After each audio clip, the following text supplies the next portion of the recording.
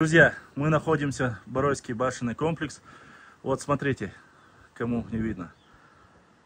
Вы не представляете, на какой высоте он находится. Здесь, как видно, боевая и жилая башня. Про нее мы попросим рассказать. Вот здесь мы находимся в данный момент у комплекса, башенного комплекса. Вот он наш, боевая башня. Султан, вот у меня вопрос к тебе. Скажи мне, вот то, что мы видим, высокогорье, вон там дальше, как этот башенный комплекс назывался и как этот называется? Верхний Бара, это Нижний Бара. Вся застройка жилой башен Баройского комплекса, это два замка. За замок это замкнутый комплекс из боевых и жилых башен. Верхний он разрушен, впервые он упомянут Акбулатовым на территории в 1928 году. После его осматривал и Майрбек Ашаев, потом Сираждин Умаров, Арсенкаев Руслан, их описывают и этот. Этот и Мацаровский, Умаров есть их планы, и сейчас точно надо, они у него даже назвали сохранить этих двух замков, Мацаровский этого Анди Бау и Боки Бау. А вот этот, вот жилые комплексы, вот эти относятся тоже к Нижнему Барою, вот эти комплексы? Всего Бара, это основная застройка.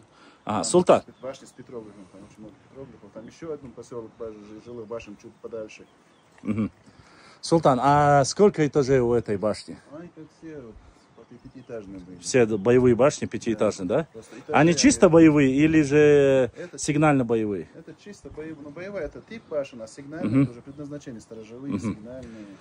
Но это уже замок, это чисто семейный. И вопрос у меня, Султан. Вот мы видим, чтобы сейчас было понятно, вот тыльный вход со второго этажа. Вот именно в таком формате, у меня вот вопрос, именно в таком формате были приблизительно лестницы для того, чтобы подниматься в боевую башню, или же немножко иначе? Что бы ты мог сказать? Лестницы вообще обычно были, которые убирались вовнутрь, скажем, во время штурма, что их убирали вовнутрь. Вот у нас есть, вот, в какой-то случае, бывает такая ошибка, у многих в книгах, учебниках, в интернете, на ресурсах мы видим разрезы башен бывают, и них показаны этажи. Главное, они делают боевые башни, потом расписывают. Первый этаж это для хранения продовольствия, второй этаж для скота, третий для семьи, четвертый так. Но мы видим сюда, это боевые башни не предназначались для этого, они не жили, скот туда не затаскивали. Вот как можно продовольствие хранить на первом и держать скот с навозом на втором? Туда корову затащить довольно сложно. Да и невозможно. Да, я бы сказал, невозможно. Если ты сейчас зайдешь, увидишь там небольшой узкий лаз, что проход с второго на третьего. Если на случай врагу удастся ворваться вовнутрь башни, они сверху, чтобы его защищать, чтобы его невозможно поджечь. Чтобы каждый этаж можно было точно защищать. Каменным куполом перекрыт. Там небольшой узкий лаз, и дальше они могут обороняться, продолжать обороняться. Понятно. А приблизительно какой век, Султан? Данный? Сейчас 15-14 башни.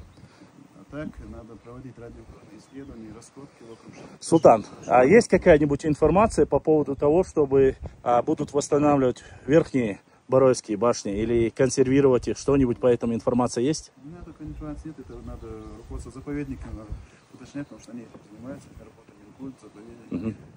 Перес Султан, да, духоход.